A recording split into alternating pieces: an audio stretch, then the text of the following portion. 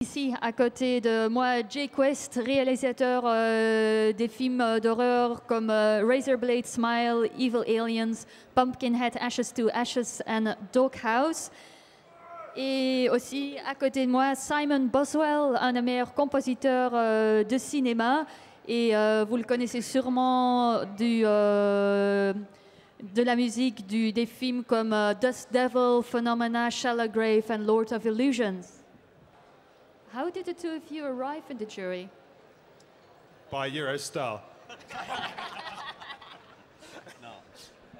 Well, it's through Jake, actually, that I'm here. As Jake has been working with the...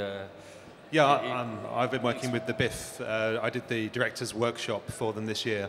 And when I was out here in January, they asked me if I knew anyone cool who would be good for the jury. So I mentioned Simon because he's a... He needed someone to carry his case on the train. Yeah, so I mentioned Simon to them, and they were very excited to have him on board, and I did warn them about him as well. I said, look, you put us in a room together, there's going to be a fair amount of trouble. But they seem to like that, so here we are. How many films did you get to see during the festival?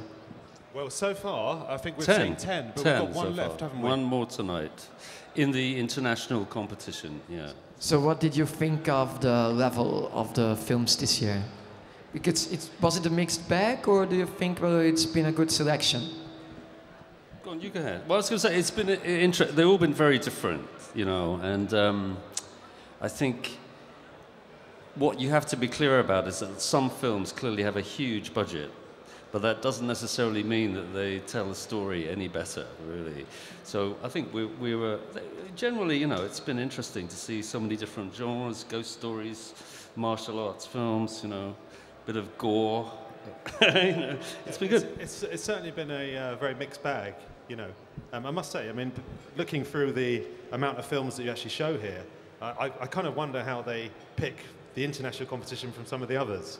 So do you submit there's so many films on, and I was looking through the brochure and thinking, oh, there's quite a lot of other stuff I'd like to see. So it's one of those things, you know, it's kind of like, yeah.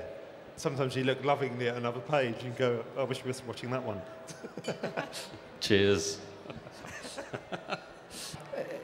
Talking about films with a limited budget, do you think that people who are making films have improved their skills of making a good film with a very limited budget, because these days it's easy to get access to technology, stuff like that? Or is it still very difficult to make a decent looking film with only, let's say, $100,000? Well, I'm sure we'll both have something to say about this. Personally, I think there's probably the same percentage of bullshit as there always has been, you know, in terms of what good films are. I do think it's easier for people to make films now, but it's still not easy to tell a story well. And I think you can tell a story well on a low budget, and you can tell a story really badly on $100 million, you know.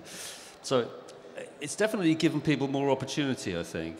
But I am slightly afraid that because you can make a film look good now, and you can shoot on the digital camera somewhere and take a few actors out into the desert. Hey, you made it. Good. Hey. You know, it doesn't really mean that you have a good film. Yeah. The poison didn't work. We've been killing the other jury slowly. We thought we'd done this one. If you have to choose only one aspect when you're deciding which movie is the best one, what are you going to look for? Is it more a technical perfection? Is it a story, creepiness, political message maybe? No, I really think that, yeah, we had no idea what films we were going to be presented with, so we just go for the ride on each movie and see whether we like it at the end. It's really as simple as anyone in the audience watching it. I mean, I don't think you have to be that qualified to do this job, to be honest. Donc vos deux collègues ont une relation très forte avec les films d'horreur. Et quelle est votre relation avec l'horreur et le cinéma fantastique?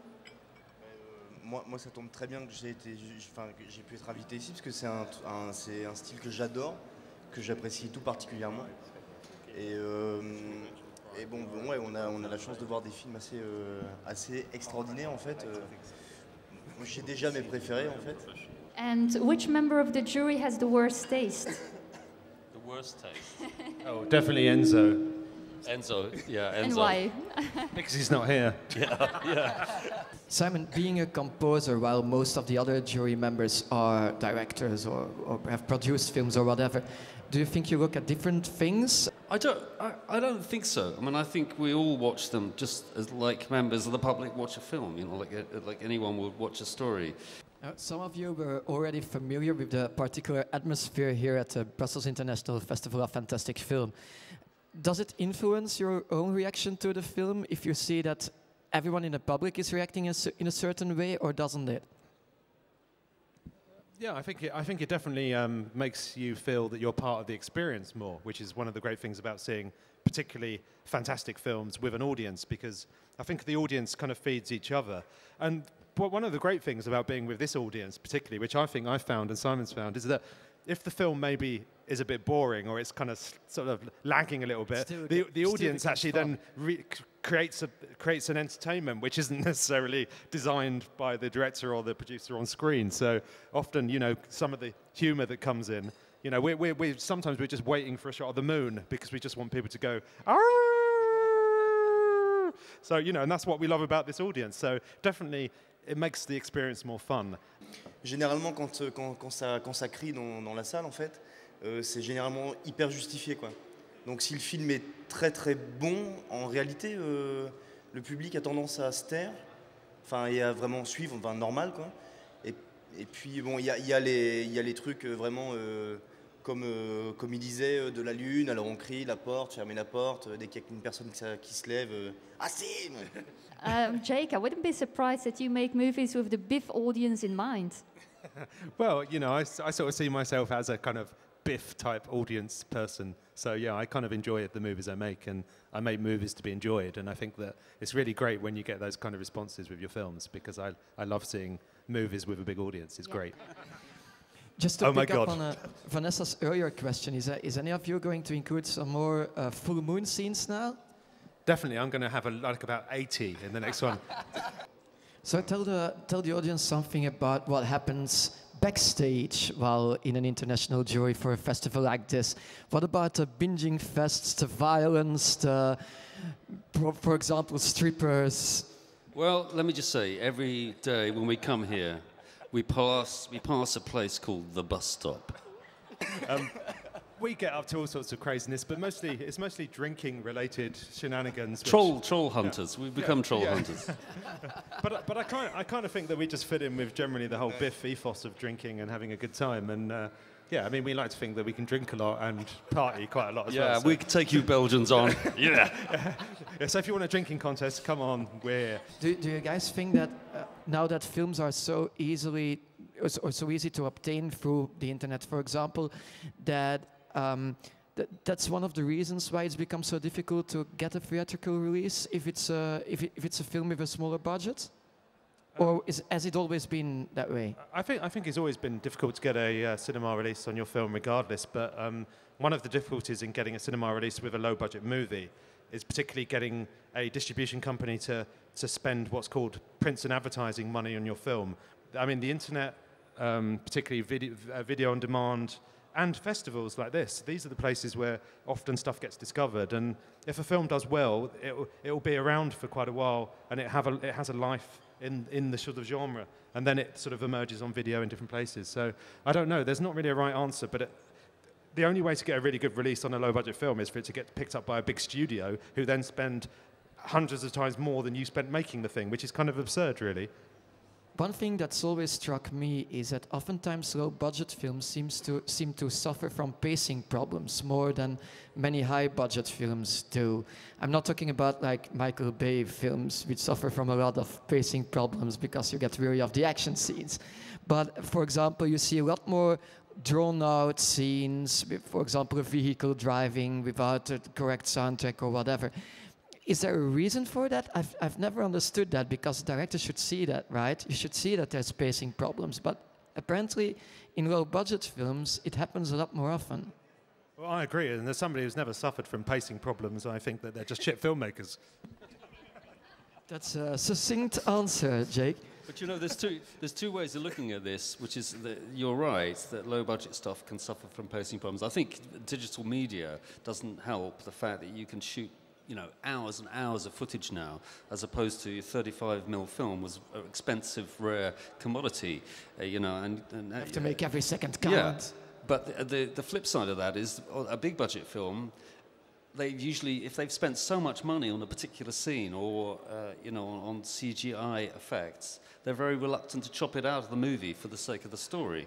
So I think that's, I think it's common to all films, is that people who've been standing in the rain in a field for a few weeks making their film are often reluctant to let go of scenes which, you know, somebody quite brutal needs to come and say, this doesn't help the film. Yeah, well, definitely. I mean, I worked for an editor for many, many years as well, and I think often when people make their first films, they don't have that discipline, and learning that discipline is something that you have to go through. And I think often, you know, with those first movies, they really are so close to the material, they just can't, they haven't got the heart to really shape it. Sometimes you could argue it's the kind of story they're trying to tell as well, because if you've got a very abstract kind of artistic kind of movie, they do tend to be a bit languorous and, you know, kind of slow, and I think that just goes with the territory.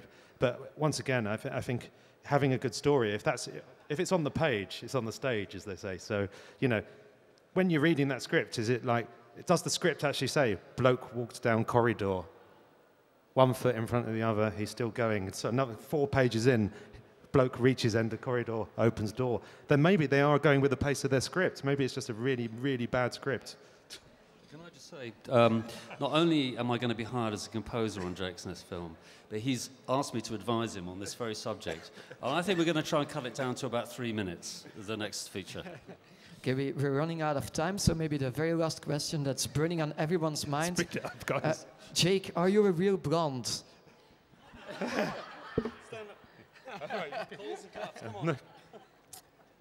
Yes, I am a real blonde. Okay. Yes. Are you? No, absolutely not. It's my girlfriend's choice, Jake, but I have to go to the hairdresser soon. So thanks everyone for being here. Round of applause for the international jury. Merci tout le monde. On va faire la séance de dédicace maintenant. So if you want to get something signed or talk to the jury for a moment, please come on stage.